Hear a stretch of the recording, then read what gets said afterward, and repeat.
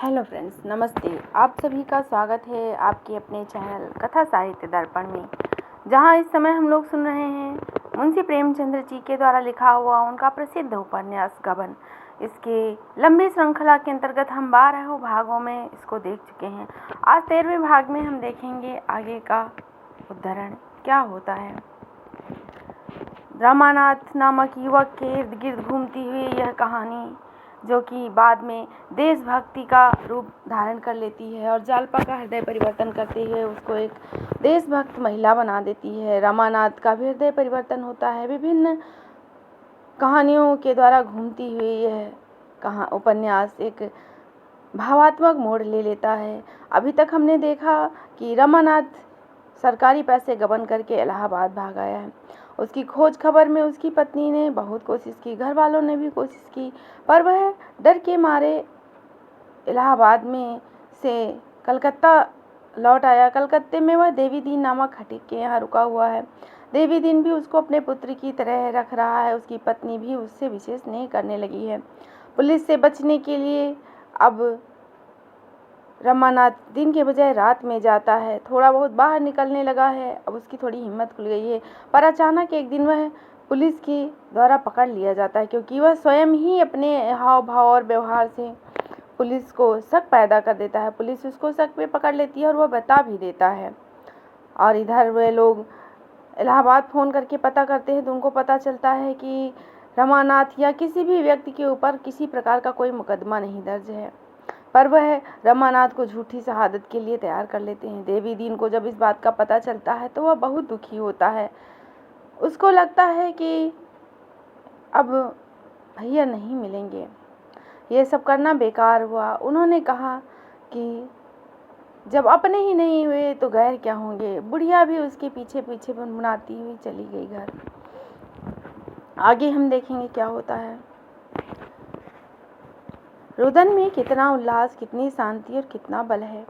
जो कभी एकांत में बैठकर किसी स्मृति में किसी के वियोग और सिसक सिसक और बिलक बिलक कर नहीं रोने में है, वह जीवन के ऐसे सुख से वंचित है जहाँ पर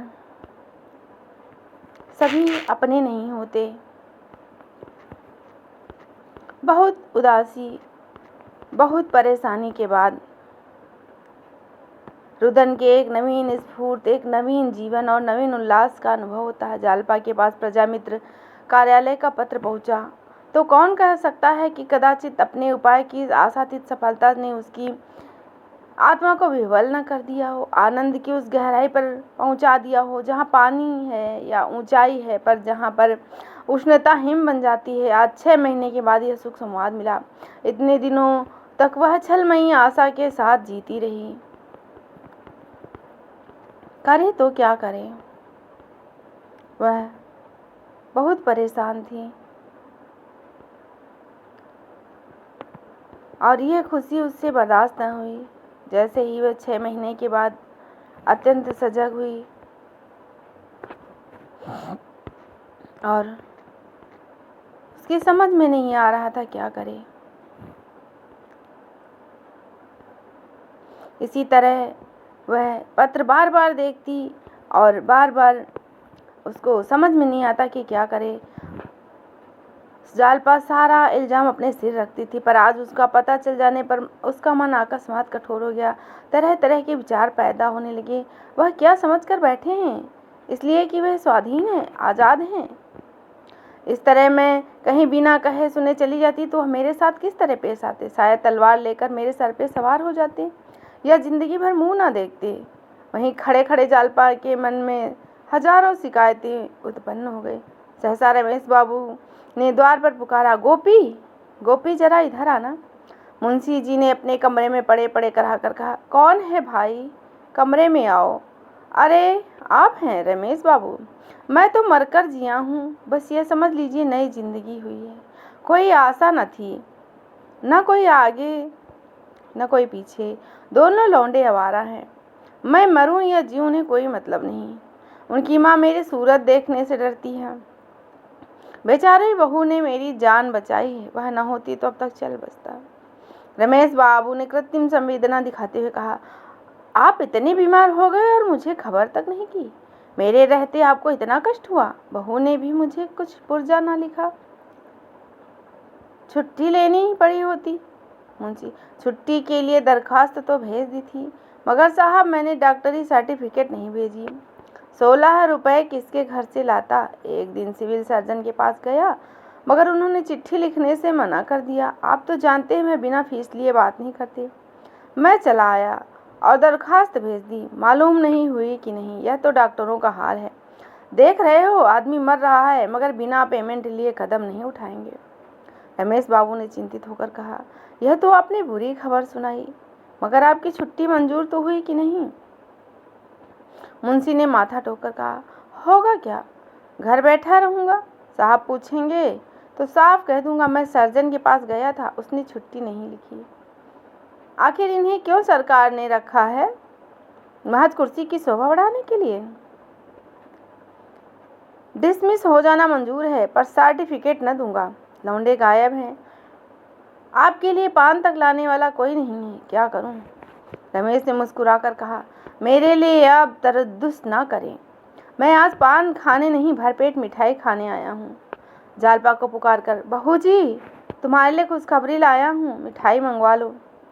जालपा ने पान की तस्तरी उनके सामने रखकर कहा, पहले वह खबर सुनाइए, शायद आप जिस खबर को नई नई समझ रहे हैं वह पुरानी हो गई हो। रमेश जी कहीं हो? रमानाथ का पता चल गया कलकत्ते में? जालपा, मुझे पहले ही मालूम हो चुका है। मुंशी जी झपट कर उठ बैठे, उनका ज्वर मानो भाग कर उत्सुकता की आड़ में जा छिपा हो। रमेश का हाथ पकड़कर बोले, मालूम हो गया कलकत्ते में है, कोई खत आया था? रमेश, खत नहीं आया था, एक पुलिस इंक्वायरी थी, मैंने कह दिया उन पर किसी तरह का कोई इल्ज़ाम नहीं है। तुम्हें कैसे मालूम हुआ बहू जी? जालपा ने अपनी स्कीम बयान की, प्रजा मित्र कार्यालय का पत्र भी दिखाया। पत्र के 10 रुपये की रसीद थी जिस पर रमा के हस्ताक्षर थे। रमेश, दस्तखत तो रमा बाबू का है, बिल्कुल साफ धोखा हो ही नहीं सकता। मान गया बहू जी तुमने क्या हिमाकत निकाली है। हम सब के नाक और कान काट लिए, किसी को न सूझी। जो सोचते हैं तो मालूम होता है कितनी आसान बात थी।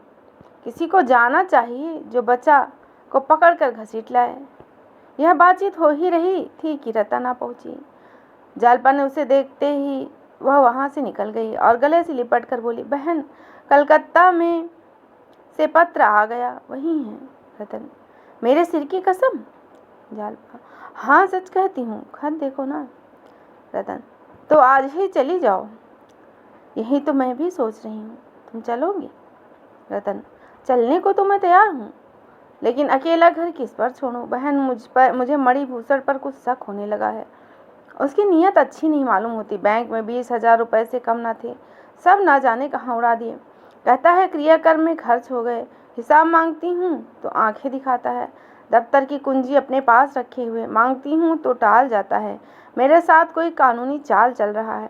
डरती हूँ उधर जाऊँ इधर यह सब कुछ ले देकर चलता बने। बंगले के गाहक आ रहे हैं। मैं सोचती हूँ गांव में जाकर शांति से रहूँ। बंगला बिक जाएगा तो नगद रुपए आ जाएंगे। मैं न रहूँगी तो शायद ये रुपए मुझे देखने को भी न मिले। गोपी को साथ लेकर आज ही चली जाओ, रुपए का इंतजाम मैं कर दूंगी। जालपा, गोपी ना तो शायद ही जा सके, दादाजी की दवा दारू के लिए भी तो कोई चाहिए। रतन, मैं वह कर दूंगी। मैं रोज सवेरे आ जाया करूंगी और दवा देकर चली जाया करूंगी। शाम को भी एक बार आ जाया करूंगी। जालपा ने मुस्कुरा कर कहा, और दिन भर उनके पास कौन बैठा रहेगा? रतन, मैं थोड़ी देर बैठ भी रहूंगी, मगर तुम आज ही जाओ, बेचारे वहां ना जाने किस दशा में होंगे। रतन मुंशी जी के कमरे में गई तो रमेश बाबू उठकर खड़े होकर बोले, आइए देवी जी, रमा बाबू का पता चल गया। रतन, इसमें आधा श्रेय मेरा है। रमेश, आपकी सलाह से तो हुआ ही होगा, अब उन्हें यहाँ लाने की फिक्र करनी है। रतन, जालपा चली जाए और पकड़ लाएं, गोपी को भी साथ ले जाएं। आपको इसमें कोई आपत्ति तो ना होगी दादाजी? मुंशी ने आपत्ति तो की। उनका बस चलता तो इस अवसर पर 10-5 आदमियों को और जमा कर लेती और फिर आदमियों के चले जाने पर क्यों आपत्ति न होती। मगर समस्या ऐसी आ पड़ी कि कुछ बोल न सके। गोपी कलकत्ता की सैर का अच्छा अवसर पाकर क्यों ना खुश हुआ। विशंबर दिल में कुछ ऐंठ कर रह गया। विधाता ने उसे छोटा न बनाया होता तो आज वह भी जाता। उसकी यह हकलीफी न होती। गोपी ऐसा कहाँ के बड़े होशियार हैं और जाते हैं जहाँ वहाँ कोई चीज़ खो ही आती हैं। मुझसे बड़े हैं, इसे दैवीय विधान कहिए। रात को 9 बजे जालपा चलने को तैयार हुई। सास ससुर के चरणों में सिर झुकाकर आशीर्वाद लिया। विशंभर रो रहा था, उसे गले लगाकर प्यार किया और मोटर पर बैठी। रतन स्टेशन पहुंचाने के लिए चली तो जालपा ने कहा, बहन कलकत्ता तो बहुत बड़ा शहर होगा, वहां कैसे पता चलेगा। रतन, पहले प्रजामित्र के कार्यालय में जाना, वहां से पता चल जाएगा। गोपी बाबू तो हैं ही। जालपा, ठहरूंगी कहाँ? वैसे कई धर्मशाले हैं, लेकिन होटल में ठहर जाना। देखो, रुपए की जरूरत पड़े तो मुझे तार देना, कोई इंतजाम करके भेजूंगी। बाबूजी आए तो मेरा बड़ा उपकार हो, यह मणिभूषण मुझे तबाह कर देगा। जालपा, होटल वाले बदमाश तो न होंगे? रतन, कोई जरा भी शरारत करे तो ठोकर मारना, बस कुछ पूछना मत। ठोकर जमा कर तब बात करना। कमर से एक छुरी निकालकर, इसे अपने पास रख लो, कमर में छिपाए रखना। जब भी मैं कभी बाहर निकलती हूँ इसे अपने पास रख लेती हूँ, इस तरह दिल मजबूत रहता है। जब कोई मर्द किसी स्त्री को छेड़ता है तो उसे समझ लो कि पल्ले सिरे का कायर और लंपट है। तुम्हारी छुरी की चमक और तुम्हारे तेवर देखकर उसकी ईगाष्ठा हो जाएगी, दुम दबाकर भागेगा। लेकिन अगर ऐसा मौका आ ही पड़े जब तुम्हें छुरी से काम लेने के लिए मजबूर हो जाना पड़े तो जरा भी मत झिझकना, छुरी लेकर फिर पड़ना। इसकी बिल्कुल फिक्र मत करना कि क्या होगा, जो कुछ होगा हो जाएगा। जालपा ने छुरी ले ली पर बोली कुछ नहीं। उसका दिल भारी हो रहा था। इतनी बातें सोचने और पूछने को थी कि उसका दिल बैठा जा रहा था। स्टेशन आ गया। कुलियों ने असबाब उतारा।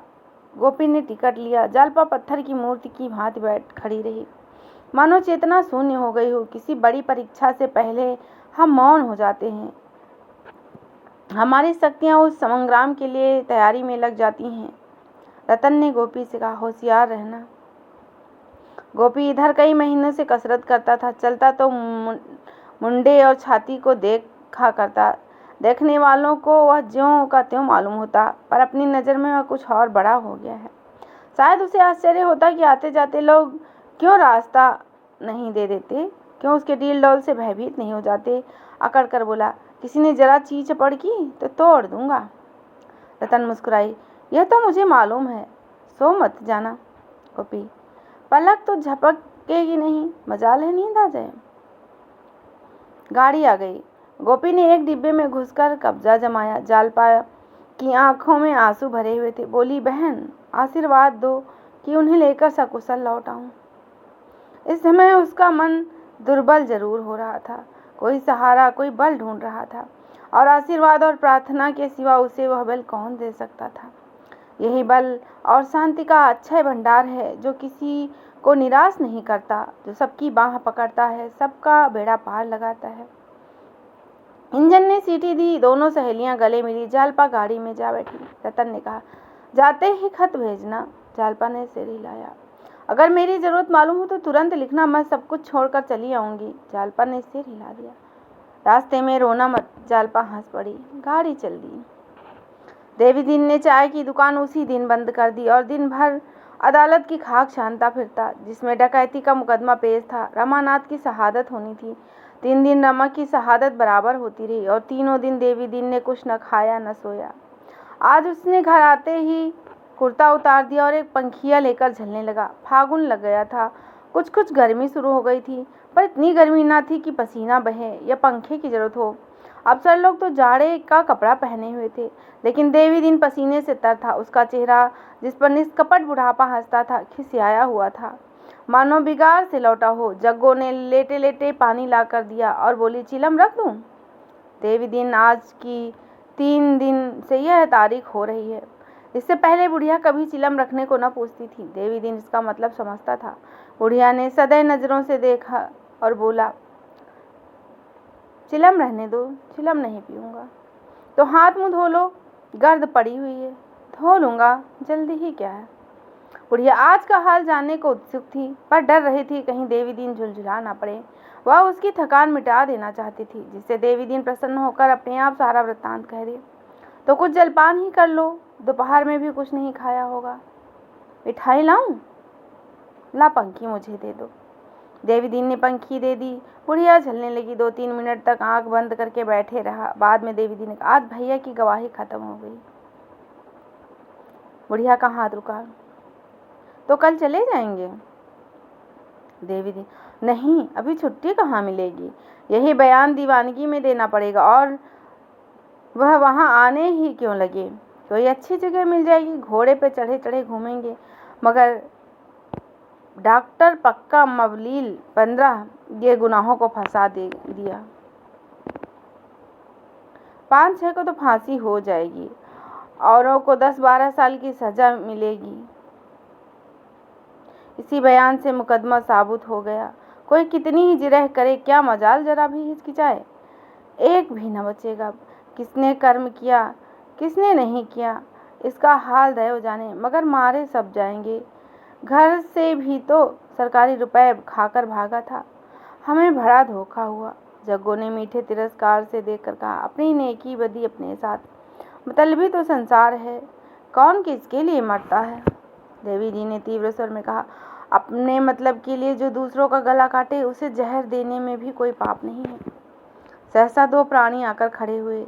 एक गोरा खूबसूरत लड़का था, जिसकी उम्र 15 साल से ज्यादा न थी। दूसरा अधेड़ था और सूरत से चपरासी मालूम होता था। देवी दीन ने पूछा, किसे खोजते हो? चपरासी ने कहा, तुम्हारा ही नाम देवी दीन है ना? मैं प्रजामित्र के दफ्तर से आया हूँ। ये बाबू उन्हीं रमानाथ के भाई हैं जिन्हें शतरंज का इनाम मिला था। यह उन्हीं की खोज में दफ्तर से आए हैं। संपादक जी ने तुम्हारे पास भेज दिया तो मैं जाऊं ना? ये कहता हुआ वह चला गया। देवी दीन ने गोपी को सिर से पांव तक देखा। आकृति रमा से मिलती थी। बोला, आओ बेटा बैठो।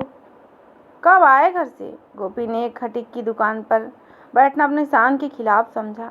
खड़ा खड़ा बोला, आज ही तो आया हूँ, भाभी भी साथ में है, धर्मशाला में ठहरा हुआ है। देवी दीन ने खड़े होकर कहा, तो जाकर बहू को यहाँ ले आओ, ऊपर रमा बाबू का कमरा है, आराम से रहें, धर्मशाला में क्यों पड़े रहोगे? नहीं, चलो मैं भी चलता हूँ, यहाँ सब तरह का आराम है। उसने जग्गू को यह खबर सुनाई और ऊपर झाड़ू लगाने को कहे गोपी के साथ धर्मशाला चल दिया। बुढ़िया तुरंत ऊपर जाकर झाड़ू लगा आई। लपक कर हलवाई की दुकान से मिठाई और दही ले आई। सुराही में पानी रख दिया। फिर अपना मुंह हाथ धोया और एक रंगीन साड़ी निकाली। गहने और बन ठन कर बहू की राह देखने लगी। इतने में फिटन भी आ पहुंची।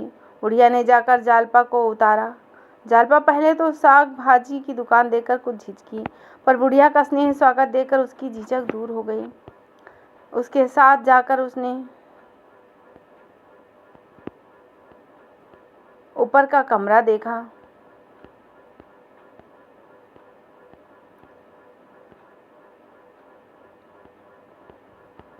और कैसे रमानाथ वहां रहता था, यह सारी बात सुनी। रमानाथ की शहादत की बात सुनकर सब बहुत दुखी हुई और कुछ कर ना सकते थे। रमा से किसी भी तरह जालपा मिलना चाहती थी। मिलने के वह तरह तरह के अख्तियार बना रही थी और मिल नहीं पा रही थी। इधर रमा को देखकर और जालपा को देखकर देवी दीन भी बहुत खुश हुआ। देवी दीन उसकी मनोव्यथा को समझता था।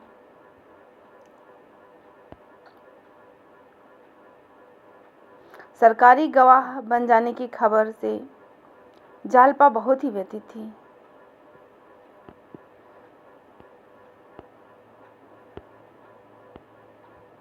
जालपा ने सिर हिलाकर कुछ ठीक नहीं मालूम कहा। जो पत्र में छपा है उसी से पता चला। देवी दीन भी ऊपर आ गया। गिरफ्तार तो किया था, पर अब एक मुकदमे में सरकारी गवाह बन गए हैं। पर कागज पर तो अब तक कोई मुकदमा नहीं है और ना और शायद नौकरी चाकरी भी मिल जाए। जालपा ने गर्व से कहा, क्या इसी डर से वह सरकारी गवाह हो गए हैं? वहाँ तो उन पर कोई मुकदमा नहीं है। मुकदमा क्यों चलेगा? देवी दी ने डरते डरते कहा, कुछ रुपए का मुकदमा था ना। जालपा ने मानो आहत होकर कहा, कोई बात न थी। ज्यों ही हम लोगों को मालूम हुआ कि कुछ सरकारी रुपए इनसे खर्च हो गए हैं, उसी वक्त पहुंचा दिया। वह व्यर्थ ही घबरा कर चले आए, फिर ऐसी चुप्पी साधी कि आज तक खबर न दी।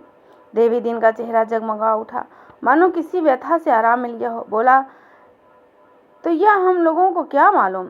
बार बार समझाया कि घर पर खत भेज दो, लोग घबराते होंगे, पर मारे शर्म के लिखते ही नहीं थे।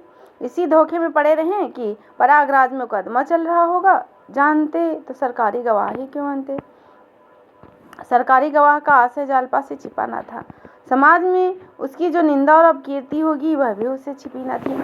सरकारी गवाह क्यों बनाए जाते हैं? किसी तरह का प्रलोभन दिया जाता है। किस भांति वह पुलिस के पुतले बनकर अपने ही मित्रों का गला काटेंगे, यह उसे मालूम था।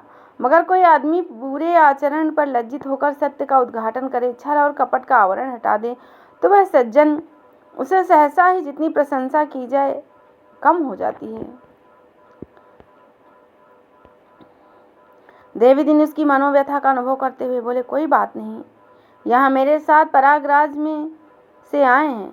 जब से यहाँ आए हैं कहीं गए नहीं, बाहर निकलते ही न थे। बस एक दिन निकले और उसी दिन पुलिस ने पकड़ लिया। एक सिपाही को आते देखकर डरे कि मुझे को पकड़ने आ रहा है, भाग खड़े हुए। उस सिपाही को खटका हुआ, उसने सुबह में गिरफ्तार कर लिया। मैं भी इनके पीछे पीछे थाने पहुंचा। पहले तो दरोगा जी रिश्वत मांगते थे, मगर जब मैं घर से रुपए लेकर गया तो वहाँ और ही गुल खिल चुका था। अफसरों ने ना जाने क्या बातचीत की, उन्हें सरकारी गवाह बना लिया। मुझसे तो भैया ने कहा था कि इस मामले में बिल्कुल झूठ ना बोलना पड़ेगा, पुलिस का मुकदमा सच्चा है, सच्ची बात कह देने में क्या हर्ज है। मैं चुप हो गया, क्या करता। जग्गू, ना जाने सबों ने कौन सी बूटी सुंघा दी है। भैया तो ऐसे ना थे, दिन भर अम्मा अम्मा करते रहते थे। दुकान पर सभी तरह के लोग आते थे, सभी मर्द औरत, क्या मजाल किसी को रंग उठा कर देखें। देवी दिन, कोई बुराई न थी, मैंने तो ऐसा लड़का नहीं देखा। उसी धोखे में आ गए। जालपा ने 1 मिनट सोचने के बाद कहा, क्या उनका बयान हो गया? हाँ, 3 दिन बराबर होता रहा, आज खत्म हो गया। जालपा ने उद्विग्न होकर कहा, अब तो कुछ नहीं हो सकता, मैं उनसे मिल सकती हूँ? देवी दिन जालपा के इस प्रश्न पर मुस्कुरा पड़ा। हाँ और क्या, जिसमें जाकर भाड़ा फोड़ कर दो, सारा खेल बिगाड़ दो। पुलिस क्या ऐसी गधी है? आजकल कोई उनसे नहीं मिलने पाता, कड़ा पहरा रहता है। इस प्रश्न पर इस समय कोई और बातचीत न हो सकी। इस गुत्थी को सुलझना अब आसान न था। जालपा गोपी को बुलाकर छज्जे पर खड़ा सड़क का तमाशा देख रहा था। ऐसा शर्मा रहा था मानो ससुराल आया हो। धीरे धीरे आकर खड़ा हो गया। जालपा ने कहा, हाथ मुंह धोकर कुछ खा लो, दही तो तुम्हें बहुत अच्छा लगता है। गोपी लजाकर फिर बाहर चला गया। देवी दी ने मुस्कुराकर कहा, हमारे सामने न खाएंगे, हम दोनों चले जाते हैं। तुम्हें जिस चीज़ की जरूरत हो कह देना, बहू जी तुम्हारा ही घर है। भैया को तो हम अपना ही समझते थे, कौन हमारे लिए बैठा हुआ है। जग्गू ने गर्व से कहा, वह तो मेरे हाथ का बनाया खाते थे। जालपा ने मुस्कुराकर कहा, अब तुम्हें भोजन न बनाना पड़ेगा माँ जी, मैं बना दिया करूँगी। जग्गू ने आपत्ति की, हमारी बिरादरी में दूसरे का हाथ का खाना मना है। बहू, अब 4 दिन के लिए क्या बिरादरी से नक्कू बनूं? जालपा, हमारी बिरादरी में भी दूसरों का खाना मना है। जग्गू, तो यहाँ कौन तुम्हें देखने आता है? फिर कम पढ़े लिखे आदमी इन बातों का विचार तो नहीं करते। हमारी बिरादरी तो मूर्खों की है। जालपा, यह तो अच्छा नहीं लगता कि तुम बनाओ और मैं खाऊं। जिसने बहू बनाया उसके हाथ का खाना भी पड़ेगा।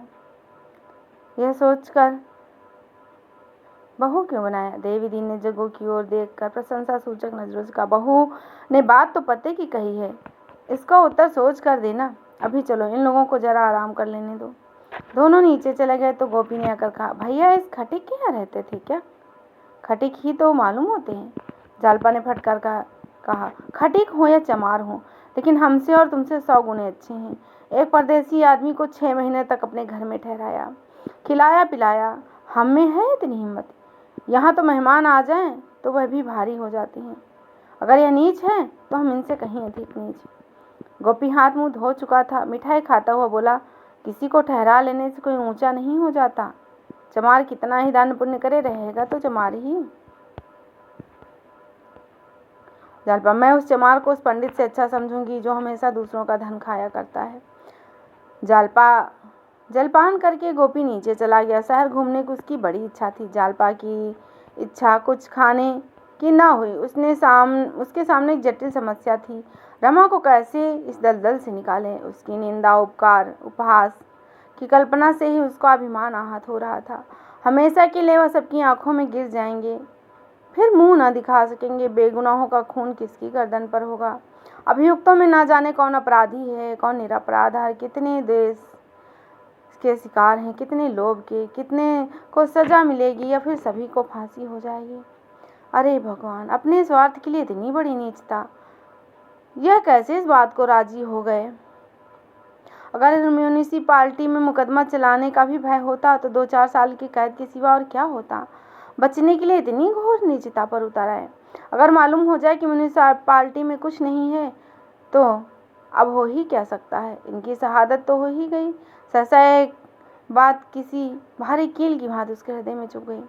क्यों ना यह अपना बयान बदल दे। उन्हें मालूम हो जाए कि म्यूनिसिपालिटी में कुछ भी मुकदमा नहीं है तो शायद वे खुद ही अपना बयान बदल दें। यह बात उन्हें कैसे बताई जाए, किसी तरह संभव है। वह अधीर होकर नीचे उतर आई और देवी दिन के इशारों से बुलाकर बोली, क्यों दादा, उनके पास कोई खत भी नहीं पहुंचाया जा सकता। पहरे वालों को 10-5 रुपए देने से शायद खत पहुंच जाए। देवी दी ने गर्दन हिलाकर कहा, मुश्किल है। पहरे पर बड़े जचे हुए आदमी रखे गए हैं। मैं 2 बार गया था, दोनों ने फाटक के सामने खड़ा भी नहीं होने दिया। उस बंगले के आसपास क्या है? एक और तो दूसरा बंगला है और एक और कलमी आम का बाग है और सामने सड़क है। हाँ, शाम को घूमने घामने तो निकलते ही होंगे। हाँ, बाहरी कुर्सी डाले बैठे रहते हैं।